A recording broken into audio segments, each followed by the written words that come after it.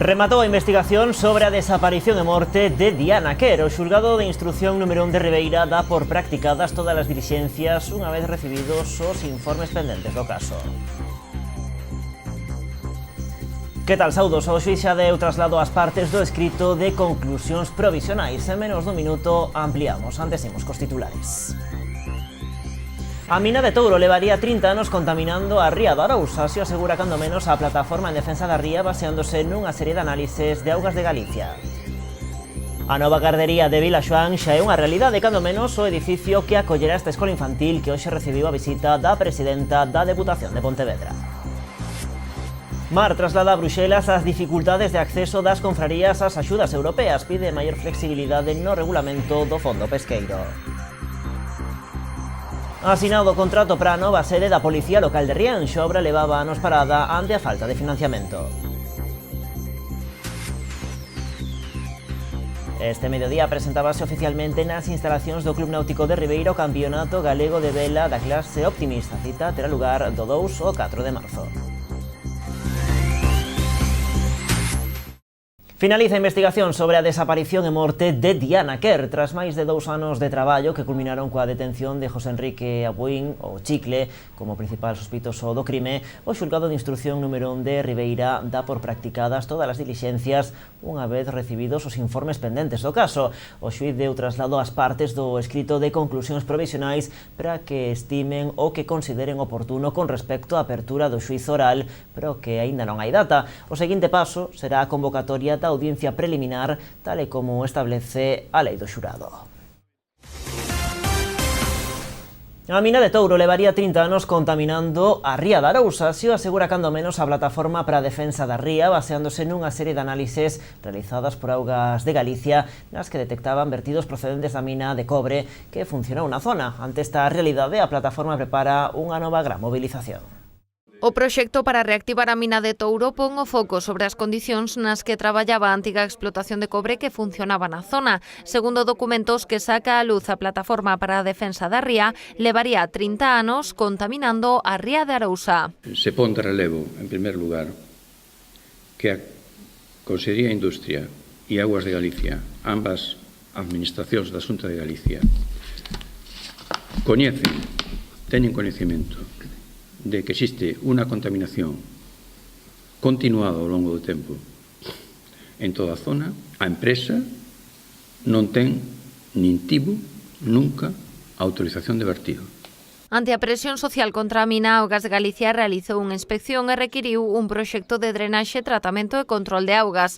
Agora a empresa solicita unha autorización de vertidos contaminantes ante a Xunta. Dun descaro e dun poñer en riba da mesa unha ilegalidade continuada ao longo do tempo, coa permisividade da Administración Autonómica que ten competencias totais en minas desde o ano 1982, parécenos que é unha bofetada ao conxunto da cidadanía galega, non?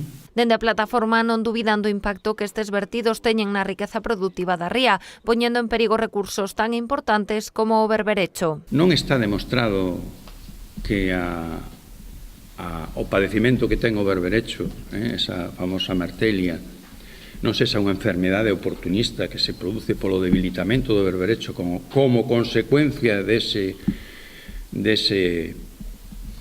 efecto sinérxico de todos os contaminantes que bota a mina. E a produción de berberecho da ría da Arousa é esta. Isto é unha foto das consecuencias da mina en a ría da Arousa. Ante esta situación, os colectivos que forman a plataforma exixen á Xunta que non se conceda o permiso de vertidos, que se abandone a reactivación da mina e que se recuperen os terreos que ocupou a explotación. Tamén están a preparar unha nova gran movilización que se celebrará en Santiago de Compostela, nunha data aínda por determinar. A Consellería do Mar, entre tanto, busca en Bruxelas unha solución para as confrarías que non poden acceder ás axudas europeas segundo a normativa do Fondo Europeo de Pesca. Rosa Quintana mantivo un encontro co director xeral de Asuntos Marítimos para trasladarlle as dificultades que supón a aplicación do regulamento en materia de pesca non declarada. A conselleira do Mar mantivo unha xuntanza co director xeral de Asuntos Marítimos e Pesca da Comisión Europea para trasladarlle a preocupación de Galicia en relación á normativa do Fondo Europeo de Pesca, que deixa fora das axudas a 5 confrarías. Rosa Quintana explicou que nas lonxas xestionadas polas confrarías descárgase un gran volume de distintas especies, polo que é difícil garantir que todo o produto sexa de talla regulamentaria. Nestes casos, unha sanción por infracción grave impide o acceso ás axudas europeas e, a pesar de estar tipificadas como graves, na maioría dos casos, trátase de multas que roldan os 300 euros. En ocasións, algunha cofradía sexa sancionada porque entre todos os lotes está expoñendo para a venta algún que incumpla o tamaño mínimo legal. E, nese caso, a cofradía é sancionada de acordo á Lei de Sancións de Galicia como unha falta grave por comercializar individuos de tamaño antirreglamentario, pero con a sanción que pode oscilar entre os 300 e 600 euros. E esa sanción, por sí, aínda que a cofradía abone a sanción, dificulta que poidan acceder ás axudas. Por outra banda, a conselleira trasladoulle ao director xeral un informe encargado pola Xunta á Fundación Marín Lec, no que se analiza a aplicación do regulamento do Fondo Pesqueiro co fin de estudar a súa interpretación en materia de pesca ilegal non declarada. Encargamos un informe ao Instituto Marín Lec, informe que lle entregamos hoxe, que les quedaron en estudiar, e nós, desde logo, seguiremos estudiando en Galicia a interpretación que se pode facer tanto do Reglamento de Pesca Ilegal non declarada e non reglamentada como do Regulamento do FEM. Tras a xuntanza, Rosa Quintana valorou positivamente os compromisos acadados polo director xeral, que estudará as propostas formuladas por Mar, ben argumentadas e acreditadas con informes. Máis cousas, a nova gardería de Vilaxoán xa é unha realidade, cando menos o edificio que vai acoller esa escola infantil que hoxe recibiu a visita da presidenta da Deputación de Pontevedra e do Goberno local, segundo o acordo acordado. A nova gardería de Vilaxoán xa é unha realidade. As obras están completamente rematadas e hoxe as instalacións recibiron a visita da presidenta da Deputación de Pontevedra e do Goberno local. Creo que non exasero nada si digo que este é o centro de educación infantil máis fermoso de toda a provincia de Pontevedra. E máis, eu creo que de toda Galicia. Está pensada en clave de conseguir que os nenos sexan felices, porque os espacios teñen que estar pensados para as persoas. Deste xeito, dase resposta a unha demanda histórica dos veciños de Vilaxoán. A construción foi financiada ao 100% grazas ao Plan Concellos da Deputación, cun investimento de máis de 700.000 euros. O equipamento depende agora da Xunta de Galicia. Porque existe un compromiso por parte da Xunta de Galicia de agora facer o amoblamento desta instalación e despois metela dentro do consorcio. Por qué? Porque a min o anterior conselleiro de Servicios Sociais me asegurou persoalmente que xa que o Concello de Vilar García e a Deputación de Pontevedra, gracias á Deputación de Pontevedra, estaba facendo o esforzo de construir unha escola infantil municipal, cando noutros lados pois os fai a Xunta de Galicia, que eso non había ningunha dúbida de que o persoal e o que é os mobles da escola infantil correrían a cargo da Xunta de Galicia. A construción da gardería de Vilaxoán non estivo exenta de críticas por parte do Partido Popular, sobre todo no referente ao proceso de recepción das obras. Tanto Silva como Varela afearon a postura da oposición. O que lle importa a xente de Vilagarcía é que os recursos que estaban previstos están garantidos. E a min me resulta vergonzante. Eu estou abrallada de unha xente que se adica á política que o que pretende é que os concellos perdan os recursos. A nova escola infantil sitúase nunha parcela de máis de 2.300 metros cadrados e terá unha capacidade máxima de 82 prazas. O equipamento definitivo do centro depende da Xunta, pero Alberto Varela, o alcalde, non agochou as súas dúbidas sobre este compromiso, máis aínda despois de que o goberno autonómico reducira a chega prometida para a Vía Verde do Salnés. Hoxe Carmela Silva aproveitaba tamén para anunciar que están a estudar a posibilidade de que sexa a Traxa quen leva adiante ese proxecto. Nos formamos parte de Traxa porque temos unha acción e estamos pensando moi seriamente, alcalde, en encargarlle a Traxa a construción desa vía verde, porque entonces será inmediata e non hai que facer frente a todo ese procedimento administrativo, longo, tedioso, que, por certo, espero que en algún momento recente da nosa historia se cambie ese procedimento. A delegada do Goberno pro Plan Nacional sobre Drogas e a subdelegada do Goberno en Pontevedra visitaron o Pazo de Vistarreal, en Vilanova. Ali fixeron un recoñecemento a toda a xente que sufriu a... O Pazo de Vistarreal é un dos emblemas da loita contra o narcotráfico. Embargado ao clan dos Charlíns e adquirida polo Concello de Vilanova no ano 2011, na actualidade acolle accións formativas de apoio a emprendedores e culturais. A subdelegada de Goberno aproveitou a visita para mostrar o seu recoñecemento a toda a xente que loitou e sufriu esta lacra. Que o traballo de tantos e tantos anos, e tantas persoas particulares, corpos e forzas de seguridade non foi en vá.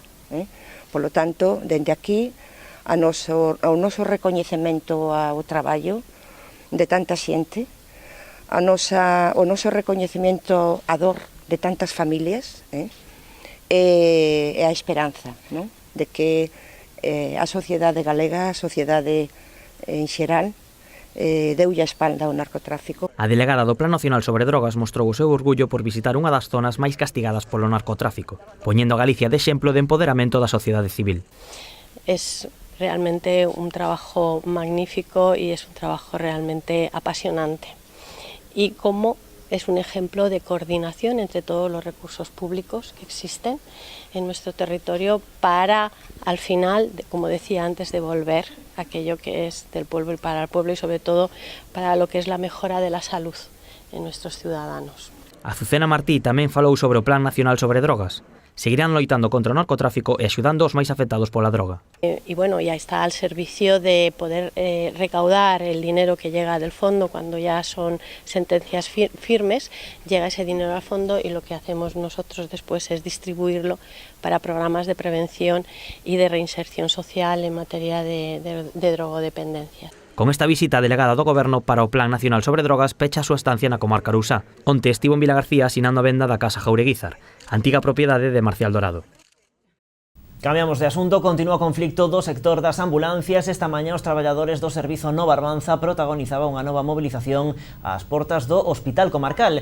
Unha nova protesta marcada nun clima de moita tensión entre patronal e traballadores incapaces de achegar posturas e inmersos nunha nova convocatoria de folga que ameaza con converterse en indefinida. Entre as principais demandas dos traballadores figura a aprobación dun convenio colectivo para a mellora das condicións laborais do que carecen de hai 3 anos. Exixen tamén un mellor mantemento dos equipos e vehículos medicalizados, xa que, segundo denuncian, na actualidade non reúnen os requisitos mínimos para o traslado dos pacientes en condicións de seguridade. Toda unha serie de reivindicacións que foron analizadas esta mañá nunha xuntanza a 3 nos Sergas, nos que, ademais dos empresarios do sector de ambulancias, os sindicatos UGT, CIGA e comisións, estiveron presentes representantes da Fundación Públicas Urxencias Sanitarias de Galicia 061 e o Servizo Galego de Saúde, unha reunión que, segundo o manifestado polos propios sindicatos, apenas serviu para nada, pois as posturas entre as partes seguen aínda moi distanciadas. Seguiremos pendentes a ver como evoluciona o conflicto. 30 praceiros de Vilagarcía demandan vender noutros mercados. Critican que se lle poda retirar a licencia se falta máis de 60 días. Justifícanse alegando a preocupante sangría de clientes. Medio mercado baleiro. Así se atopa a praza de abastos de Vilagarcía a maioría dos días. Os vendedores aseguran que están a sufrir unha sangría de clientes moi preocupante. Por este motivo, máis de 30 parceiros presentaron unha batería de alegacións á ordenanza de mercados promovida polo Concello. Piden que non se lle retire a concesión se faltan máis de 60 días e poder vender noutros mercados. Peticións que non son compartidas por todos os praceiros da vila. Bueno, é que eles hai pescantinas e así que están vendendo aquí e logo outros días venden outros mercados. Entonces, claro, non poden estar, din que non poden estar en todos os mercados a vez, pero bueno, ese é un problema que teñen elas. Porque nos, por exemplo, estamos aquí de lunes a sábado, estamos todos os días, temos aquí unha concesión e estamos explotando. Claro que se temos unha concesión aquí, outra en Campaos, outra en Vilanova, non podemos estar en todos os sitios a vez, pero bueno, iso é o Concello que quere, oye, ten unhas instalacións aquí e tenes que dinamizar, non nos pode cerrar así baleiras e deixarlo caer. O presidente da Asociación de Comerciantes da Praza de Vilagarcía considera que é penoso ver o mercado baleiro tantos días. Laméntase de que isto provoque que os clientes prefiran ir aos supermercados. Cree que o Concello non vai a ceder e que está facendo o que pode por crear actividade no mercado. Nos din que, que iban contestar as alegacións que non, eles están facendo inversións aquí no mercado para dinamizar e para modernizalo, e o que queren é que crear actividade e explotalo, que teña que sexa un punto de referencia en Vilagarcía para ventas, e non telo así baldeiro e derivando a xente a outras partes. Outras pescantinas si apoian os seus compañeiros. Aseguran que non hai clientes para todos e piden ao Concello que actúe. A xente non ven porque non hai venta, non van a outros mercados, non hai venta. A verdade que non sei, un aparcamiento que facía falta, que é o que non hai. Un aparcamiento. A xente ven e non quere ir cargada por aí. Quere chegar a aparcar e marchar. Dende Rabella xa moven ficha e van a reunir aos grupos municipais cos representantes dos praceiros para falar das alegacións. Cecilia Tarela repetirá como candidata do BNG á alcaldía de Pontecesures. A que fora alcaldesa da localidade denuncia que o Concello está paralizado dende que prosperou a moción de censura do PP no ano 2016. Defende que o Bloque tiña un proxecto para Pontecesures que tentarán retomar se consegue o respaldo dos veciños. 3 anos foron suficientes do goberno do Partido Popular donde non se fixo nada e donde non se levou ninguna das dúas cousas no seu tempo e fondo. Entón, presentámonos cas mesmas ganas que nos presentamos da vez anterior, cas mesmas ilusións e con un proxecto que polos casos que aconteceron non se pudo realizar e que pensamos que poderíamos realizar agora, non? A que fora alcaldesa da localidade antes da moción de censura entende que Pontecesures está en coma, onde a acción do goberno local dixo desapareceu. Tamén lamentou a situación dos traballadores municipais. A candidata do Bloque entende que o PP perdeu a oportunidade de traballar nestes últimos 3 anos. Dixo que de chegar ao poder, o BNG traballará por devolver a cultura ás rúas, fomentando actividades sociais e lúdicas e apostando, segundo dixo, por retomar as boas relacións cos colectivos deportivos e culturais. Como principal obxectivo de cara ao vindeiro mandato, a creación, dixo, dun centro cultural. En canto ao saneamento, defendeu a urxencia dunha actuación integral en todo o municipio.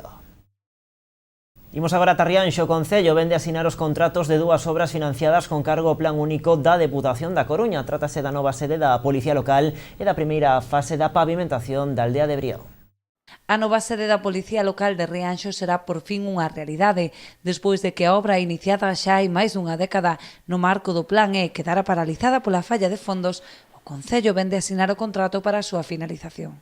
Un deles é unha bella demanda, un equipamento que leva moito tempo a medio facer, quedou no seu día cando o plan E dos concellos, estamos falando de antes do ano 2011, e que por fin se retoma para concluir finalmente, que é o cuartel da Policía Local de Rianxo. Entón é unha obra de aproximadamente uns 120.000 euros que permitirá que a Policía Local abandone as súas instalacións neste momento na Casa do Concello para pasar a ocupar un edificio xa máis moderno e mellores condicións, co seu ascensor e o seu espazo para arquivos, vestiarios, etc. Unhas instalacións que, xa digo, estaban detrás da praza do que lle chamamos o campo, ao fin da Alameda de Rianxo e detrás da igrexa da Guadalupe. Entón aí se vai a cometer esa obra. A partir de agora son 6 meses máximo de traballo para acabar concluindo con este novo equipamento. A outra actuación que se acometerá tamén co cargo o Plan Único da Deputación será a primeira fase da pavimentación da aldea de Brión. Son uns 200 metros, pero que leva un tratamento un pouco especial porque estamos falando dunha aldea bastante especial, a súa configuración arquitectónica, elementos patrimoniais, entón optouse por unha solución de formigonado con pequenas zonas tamén de empedrado, un pouco dando continuidade a algunha outra actuación que se ten feito en núcleos singulares. Esta actuación tamén vai aproximadamente aos 100.000 euros e xa digo, é a primeira dunha segunda fase que se está deseñando para outra das entradas principais de Brión. Ambas as súas obras serán executadas pola mesma empresa, Pavimentos Noia. O Grupo Provincial do Partido Popular volve criticar o plan Revitaliza da Deputación de Pontevedra. Aseguran que o Concello de Vilanova é o que obtén os mellores resultados de reducción de residuos segundo o Sogama. O alcalde vilanovés cualifica os composteiros de cochinada.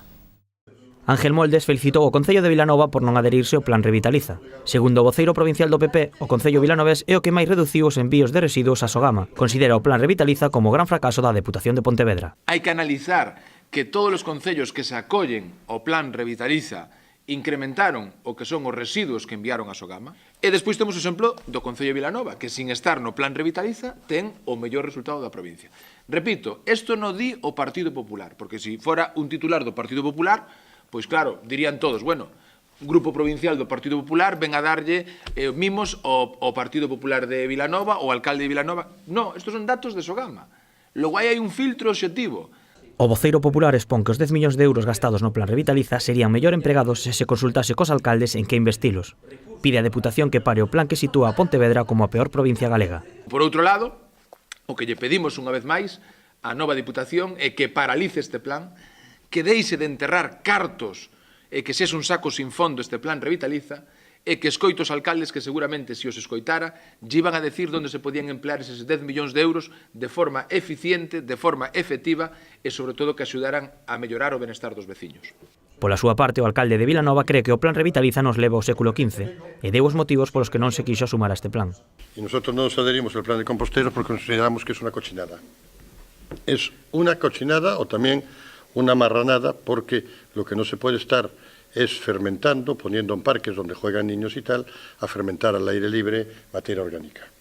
Eso no se le ocurre nada, porque donde hay fermentación hay gusanos, hay moscas, hay insectos y es una cochinada. Eso hay que hacerlo en plantas. Todo lo demás es lo que se hacía hace 50 años, o hace 60 o 70, cuando había tifus y había de todo. O líder popular quixo deixar claro que o seu problema non é ca reciclaxe, senón que o Plan Revitaliza e cos composteiros nas rúas.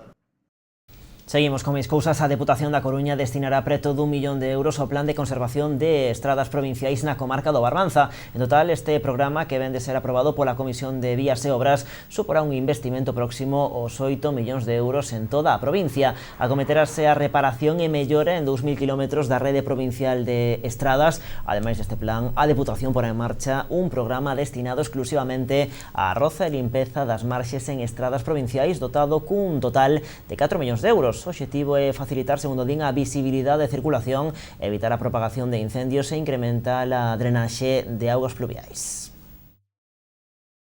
E o delegado da Xunta na Coruña visitou esta mañá o taller de artesanía Loaira Pérez na Pobra. Trátase dun innovador proxecto que comeza a andar grazas a unha subvención do IGAPE enmarcado no programa Galicia Rural Emprende. Este novo obradoiro artesán é un dos 4 proxectos empresariais do Barbanza que se benefician da liña de axudas Galicia Rural Emprende, que promoveu o IGAPE co obxectivo de fixar poboación no rural. Nesta comarca se van a destinar 230.000 euros coa convocatoria do ano 18 para esos 4 proxectos emprendedores no medio rural. E destacar tamén pois que a Consellería de Economía, Emprego e Industria pois está facendo unha aposta importante nesta comarca e concretamente pois neste concello a través de investimento público e a través de investimento privado.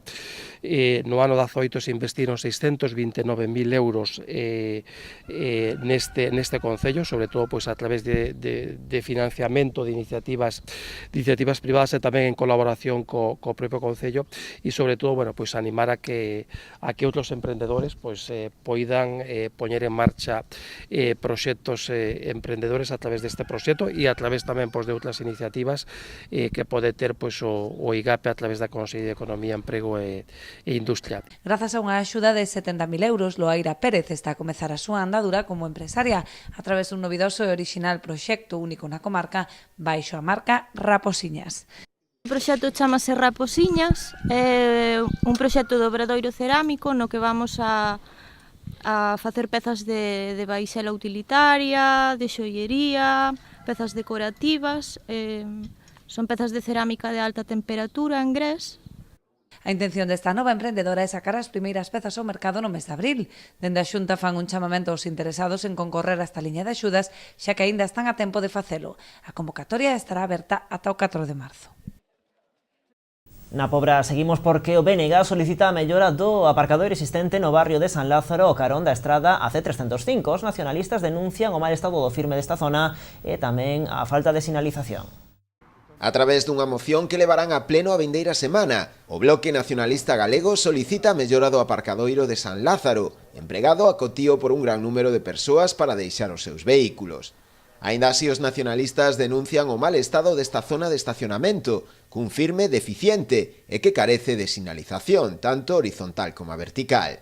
Dende o BNG tamén apuntan a necesidade de delimitar as prazas para os vehículos. Estamos no aparcamento de San Lázaro, é unha zona que está usado por moitos veciños e veciñas da Pobra para aparcar os seus vehículos, é unha zona que dá servicio a unha parte importante do noso concello e a nos parece que a situación na que está ahora mismo é manifestamente mellorável, non? O seu firme, tanto de entrada como todo o que é a zona de aparcamento está absolutamente deteriorado, a nos parece que é necesario renovar o firme, eliminar todas as fochangas que hai na súa entrada en outras zonas da propia zona de aparcamento e a maiores tamén fai falta, nos parece que unha señalización vertical e sobre todo unha señalización horizontal para que esta zona de aparcamento cumpla axeitadamente o servizo que ten que dar. E Catoira ultima os preparativos para a segunda edición do seu Congreso Internacional sobre Cannabis e os seus derivados. Na súa presentación, a delegada do Goberno pro Plan Nacional sobre Drogas puxo en valor que un evento de alcance mundial como este se celebre nunha localidade das dimensións de Catoira. Fui pasando de esa sorpresa a la alegría, ¿no?, de darme cuenta de cómo realmente se recogía en este congreso algo que se ha recogido siempre en España cuando iniciamos el tema de organizarnos para enfrentar el trabajo frente a las drogas. Y era arrancar desde los municipios, porque los municipios eran los que estabais recogiendo las necesidades de los ciudadanos, de las familias, de la persona que empezaba a sufrir aquellos problemas con la heroína en los años 80, ¿no? Los programas de prevención de drogas constituyen uno de los ejes básicos para lograr, entre otros objetivos, de incremento de la seguridad ciudadana, la disminución de actividad delictiva, pero sobre todo la mejora de la salud y la calidad de vida de los ciudadanos.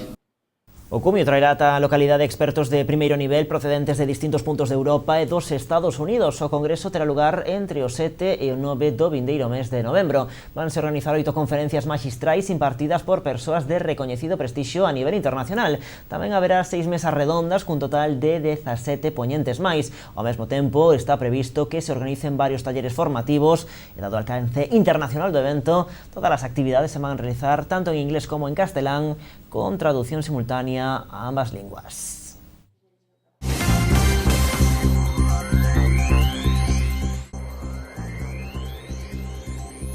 Ribadumia vai contratar 12 persoas desempregadas a través dun plan da Deputación de Pontevedra. Trátase de 3 traballadores pro servizo de recollida do lixo, 3 peóns de obras públicas, 2 peóns de construción de edificios, un operario de mantemento, un albanel, un animador sociocultural e un operario de limpeza. Os interesados teñen que inscribirse na Oficina de Emprego de Cambados. A Asociación das Amas de Casa de Ribeira celebra mañá unha Asamblea Xeral de Socias. Na cita prevista para as 5:30 da tarde nas instalacións do Liceo Marítimo darase conta das altas e baixas no equipo directivo e procederase a aprobación das contas de 2018. Tamén se actualizará o censo de socios e se informará das actividades previstas para este ano. A Illa de Arousa é unha das 26 illas europeas que se van beneficiar dun plan europeo que promove o cambio ás enerxías limpas. Os obxectivos son a reducción en custos e emisións, contribuir ao proceso de descarbonización, a conciencia ambiental e a conservación dos valores naturais. Agora o Concello ten que elaborar unha axenda con accións concretas para levar a cabo ata 2030. Os comercios asociados á Asociación Boirense de Empresarios están a desenvolver estes días unha campaña de promoción comercial. Nesta ocasión trátase dunha iniciativa que ten como obxectivo liquidar os stocks dos comercios nas propias tendas, a prezos moi rebaixados. A campaña baixo o nome Fora Stocks Boiro edición inverno rematará mañá sábado. Vilagarcía acaba de sacar a licitación a adquisición dun novo sistema de xestión tributaria da plataforma Ditran co obxectivo de completar a administración electrónica municipal. O Concello pretende que os veciños poidan realizar a través de internet calquera trámite coa administración local. O investimento rolda o €500.000 con cargo a fondos do Plan Europeo Vilagarcía Avanza.